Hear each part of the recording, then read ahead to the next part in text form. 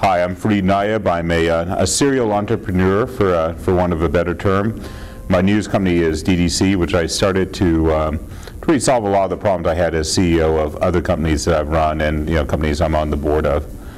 What DDC does, our first product in any case, provides a place to store all those documents you get when you run a business. The certificate of incorporation, your EIN number, HR reviews, leases, all that paperwork you accumulate and you need to have a place for. And what we do is, more than providing storage, we provide kind of a smart filing cabinet, if you will. So if you put an insurance contract in there, the system will let you know, before the insurance contract matures if you need to do something with it. So that was our first product. We now have products as well for the VC and private equity community, and we just rolled out a project for limited partners, those people who invest in VCs and private equity funds.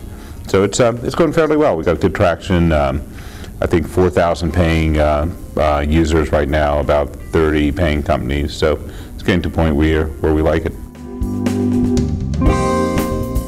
Well, actually, the pain point is very specific that I started this company for. When I sold FNX, my last company, I had started FNX in '92. I sold it in 1998. I bought it back in 2002, and I sold it again in 2007 to the publicly traded French company, GL Trade. When I sold it in 2007, the paperwork was in real disarray. We couldn't find, for example, the income statements from the Thailand subsidiary. I can find all the HR agreements for the Japanese employees, the confidentiality agreements. And there was enough, things I couldn't find that the French firm, very rightfully so, asked for what's called a reps and warrants escrow, which they basically carved out $3.5 million and said, we're going to put it into a bank account just in case there's some problems with that we couldn't find because we couldn't find all the paperwork. Now, I ended up being responsible for that $3.5 million personally, and the French firm was very good. I didn't take a hit on it. But at the same point, I thought, well, I could have really done a better job on all this stuff, but if only I'd had a system to do it. So I created that system.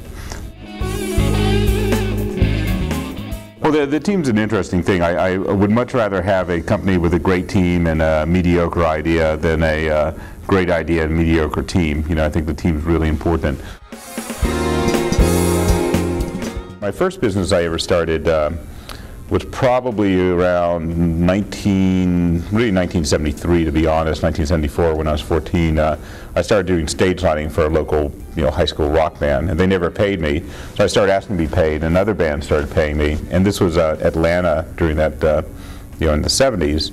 And I ended up picking up a Willie Nelson tour. I toured, the Police came through, were booked through a local agency. So I toured with the Police on the first tour. I did the Sex Pistols first tour. So I did quite a few shows out of that thing, and I created a company called Spectrum Lights, which did regional touring for rock bands, well, really for all sorts of bands, primarily rock bands throughout the Southeast. So I learned a lot from that company. The bands that were doing the regional touring, the bands filling 3,000 to 5,000 seat halls, stopped touring so much in the 80s when MTV was really hot, and they started doing music videos instead of getting tour support. So that business kind of died, and I sold it and went to Wharton. Wharton was really good. What Wharton does, what these MBA programs do, is they teach you how to run a company. They give you exposure to accounting, to organizational behavior, to finance. Most people don't get to run companies when they get out, but certainly if you're doing an entrepreneurial thing, you do. The only reason I got into Wharton, I got in when I was 22 for MBA, which is pretty young, is because I had such a weird, background. I had done all the lighting stuff for all the rock bands, and then I spent a year working for IBM doing software science, and I wrote a couple papers that got published. So I think Wharton took me in because of my weird background, as it were. But I learned a lot there, and it was funny. Some of the courses that I paid almost no attention to when I was at school, when I started, when one of my companies started getting big, I went back to and really kind of dug into, the organizational behavior, which I, thought was kind of worthless when I was in school, but turned out to be the most valuable course I took. Firms tend to plateau. They plateau at $2 million, at probably $5 million, at $10 million, at $20 million. So how you break a company loose out of those plateaus and grow is one of those things that are very difficult to do, and you just really have to learn by doing it. I don't think you can really teach teach how to make that transition work, as it were. I see a number of companies that get stuck at one plateau or the other, and it's really the art of changing the management team, changing the procedures to get to the next level that is, it really is an art. It can't be taught, or is not taught yet.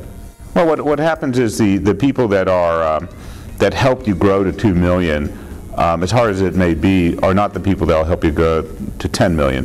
And I'll give you an example. When I started at FNX, I had this great CTO, and he would go there and he would work 3 days straight and create this great product, and we'd show it to the bank and they would love it, and we'd get to the next level. As the company got bigger, we hired more developers, and he would still come in and he would work 3 days straight and then not show up for 2 days because he was recovering from his work jack.